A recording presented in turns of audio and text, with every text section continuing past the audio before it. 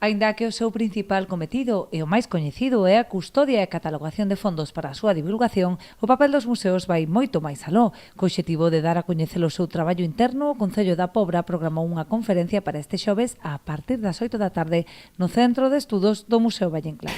O museo ten sobre todo un traballo que non se ve.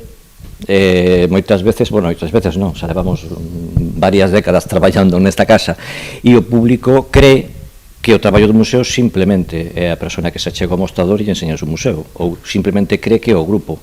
Pois para que veña un grupo, por exemplo, ten que haber unha política de captación de grupos, tens que facer as gestións, tens que concordar datas, tens que ter personal para facelo, tens que ter os coñecementos e tens que adaptalos para o nivel do grupo que veña. Non é o mesmo un grupo de rapaces pequenos que un grupo universitario e non é o mesmo un grupo turístico que un grupo de servicios sociais, por exemplo.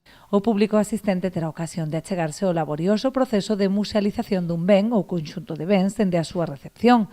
Procédese entón a avaliación do seu estado por se precisa restauración, así como as xestións de control e depósito, rexistro, inventario e catálogo e posterior conservación.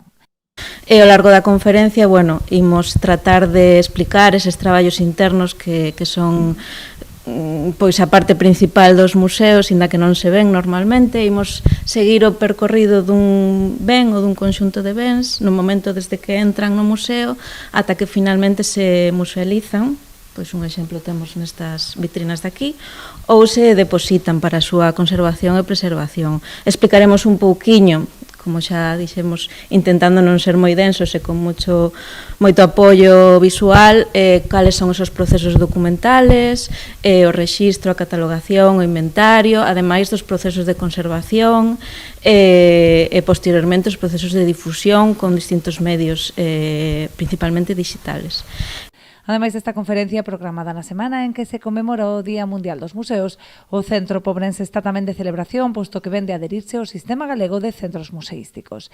Ese recoñecemento que tuvo o Museo Valle Inclán dentro do sistema de centros museísticos de Galicia, pois creo que tamén é algo importante que hai que anunciar e que se nos recoñeza como museo da parte da Xunta de Galicia. Creo que tamén é unha boa noticia para todo o traballo que está facendo o Museo Valle Inclán nestes 2-3 últimos anos.